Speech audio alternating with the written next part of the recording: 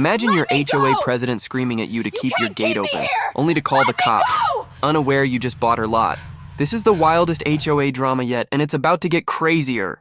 If you love unhinged HOA battles and Karen meltdowns, smash that like button, hit subscribe, and ring the bell so you don't miss part 2 of this insane story.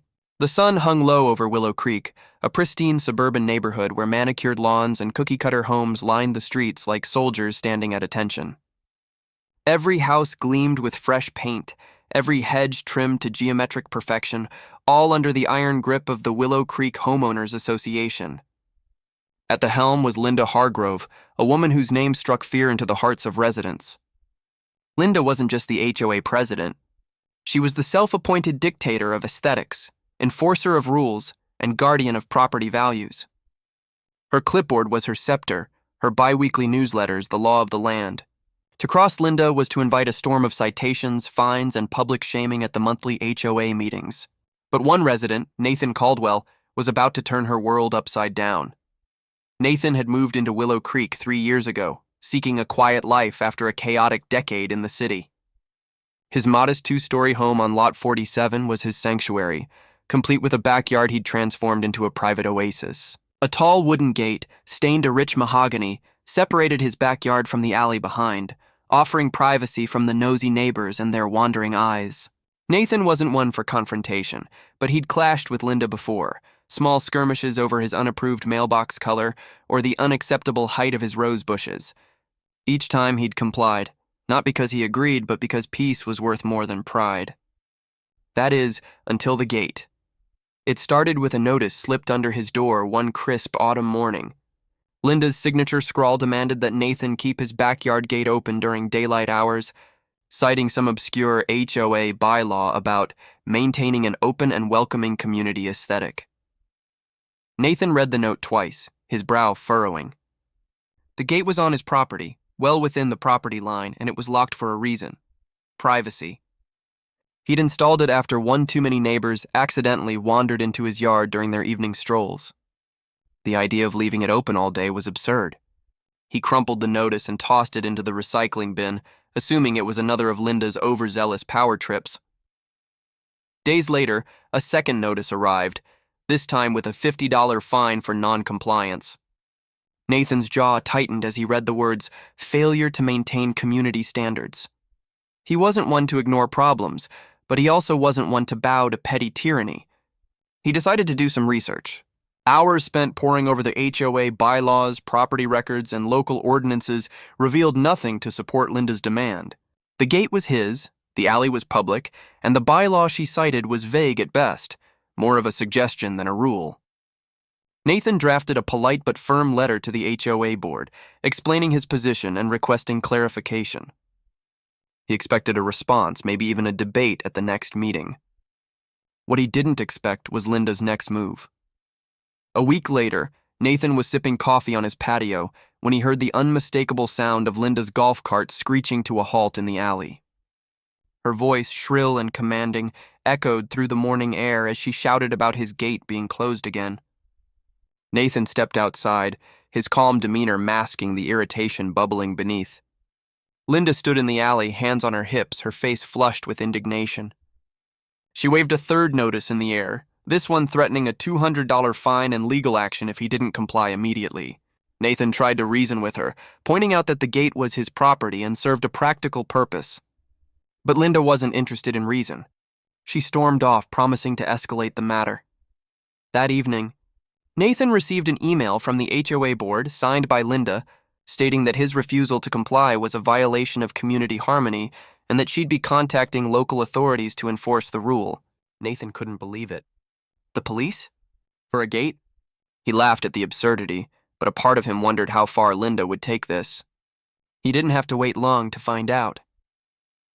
The next morning, a police cruiser pulled up outside his house. 2 officers stepped out, looking more confused than authoritative. Linda trailed behind them, her clipboard clutched like a shield.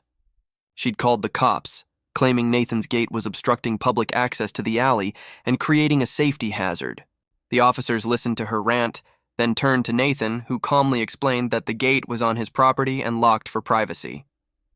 He showed them the property line survey, which clearly marked the gate as his.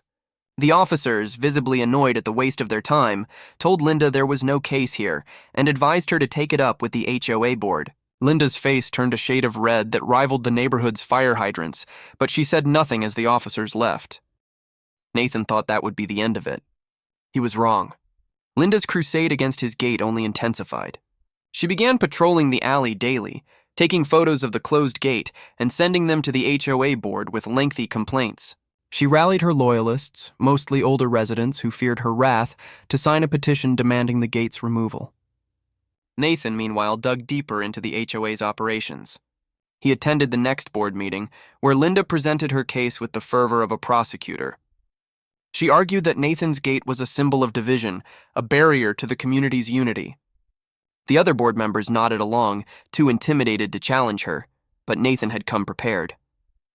He presented his property survey, the bylaws, and a detailed history of Linda's overreach, cases where she'd fined residents for minor infractions like unapproved birdhouses or slightly faded shutters.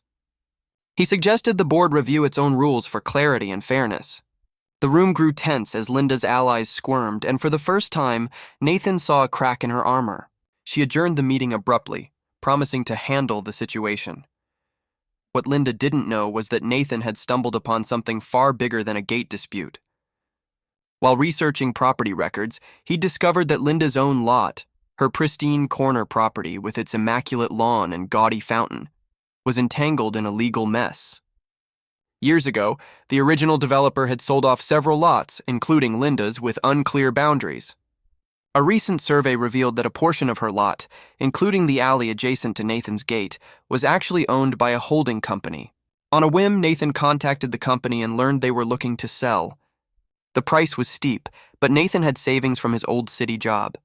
He made an offer, and within weeks, he was the proud owner of a small but strategic strip of land, including the alley and part of Linda's backyard. Nathan kept this bombshell to himself, waiting for the right moment. Linda, oblivious, continued her campaign, unaware that the ground she stood on was no longer entirely hers. The stage was set for a showdown that would shake Willow Creek to its core. The victory of owning the alley gave Nathan a quiet confidence, but he wasn't one to gloat prematurely. He knew Linda's obsession with control wouldn't fade easily, and he was right. The weeks following his land purchase were marked by an escalation in her tactics. Linda's golf cart became a permanent fixture in the alley, its motor humming like a warning siren. She'd parked just outside Nathan's gate, snapping photos and scribbling notes, her lips pursed in determination. Notices piled up in Nathan's mailbox, fines now totaling $500, threats of liens and warnings of community sanctions. She even convinced the board to hold a special meeting to discuss what she called the ongoing gate crisis. Nathan watched it all unfold with a mix of amusement and exasperation, biding his time. He began quietly asserting his new ownership. He installed a small sign in the alley reading, "Private property, no trespassing," with his name listed as the owner. The sign was discreet, blending into the fence line, but Linda noticed it immediately. Her reaction was volcanic. She stormed to Nathan's front door, waving the latest HOA newsletter, which featured a scathing editorial about rogue residents undermining community values. She demanded to know why he'd put up the sign, claiming it was an eyesore and a violation of HOA aesthetics. Nathan calmly pointed out that the alley was now his property, not the HOA's, and the sign was well within his rights. Linda's eyes narrowed, but she said nothing, retreating to her golf cart with a look that promised retribution. Behind the scenes, Nathan was gathering allies. He'd started talking to other residents, many of whom had their own stories of Linda's overreach, fines for unapproved paint colors, demands to remove children's swing sets, even citations for excessive holiday decorations. A quiet rebellion was brewing, and Nathan's gate had become its rallying cry. He organized a small group of neighbors to attend the next HOA meeting, armed with their own complaints and a proposal to revise the bylaws. Linda, sensing the shift, doubled down. She announced a new rule. All backyard gates must remain open during community inspection hours, a policy clearly aimed at Nathan. The board, still under her thumb, approved it without debate. Nathan decided it was time to reveal his trump card. He contacted a lawyer friend who helped him draft a formal letter to the HOA board, outlining his ownership of the alley and the portion of Linda's lot. The letter was polite but firm, stating that any HOA enforcement actions in the alley were now void, as it was private property. He also hinted at potential legal action if the harassment continued. He sent the letter certified mail, ensuring Linda would see it. When she did, the neighborhood felt the shockwaves. Linda's response was pure chaos.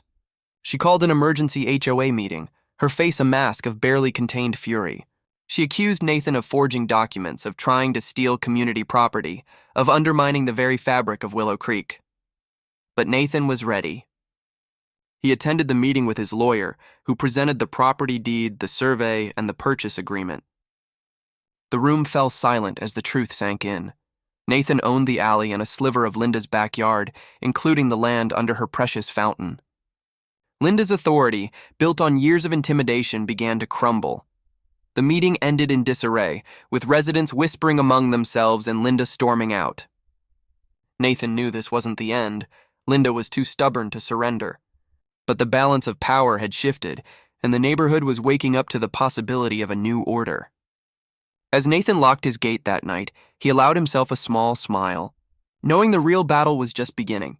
If you're hooked on this HOA showdown, hit that subscribe button, smash the like, and turn on notifications so you don't miss the next 2 chapters of this wild ride.